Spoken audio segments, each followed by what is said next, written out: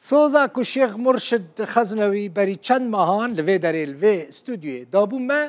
بجی آنی تماشاوان این هیجا شخوا اون دزانن دوان روژین داویده کسایتی اولی دکتر مرشد معشوق خزنوی دناوا کردان دا گلکی مشهور بویا راستی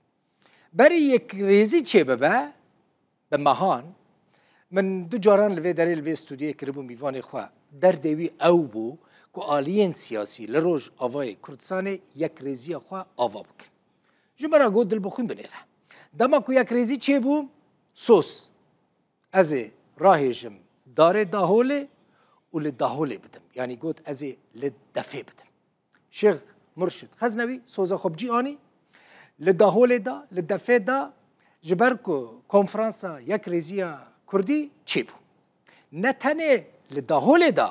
کتا گوونده و دیلانجی گراند دکتر مرشد شیخ هیجا والله تا سوزا خوب جیانی مالا تا آوابه از لوی داره با باور بکه یعنی ده گوونده دا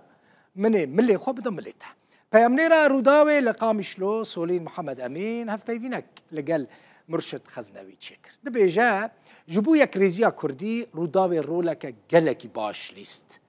بحثا مجی کر مالا تا آوا گوت من جی وکر روزنامه‌وانه کی جبو یک ریزی چه ببه من کاری کی باش کرد براستیش دست پیکه دا دوی بولتنه دا من هر دمه هول دا یک ریزی کردان لروجاوی کردستان چه ببه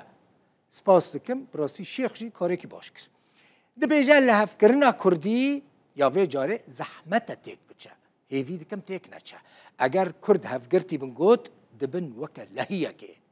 نه هون مراق دکن بیکا شیخ مرشد خزنوی چاوال داهول دایا و چاواجی دیلان گراندیه لی تماشا بکن محمد دريج بن ان شاء الله وتعالى وبستريني مسوزك دابو بري سيمها وقلت بوقو ببنيك امل داهولو زرني بخل خلق دعويل متكتبه كاتل كودت شمت الداهولي ناخي كاوي داري خو بدل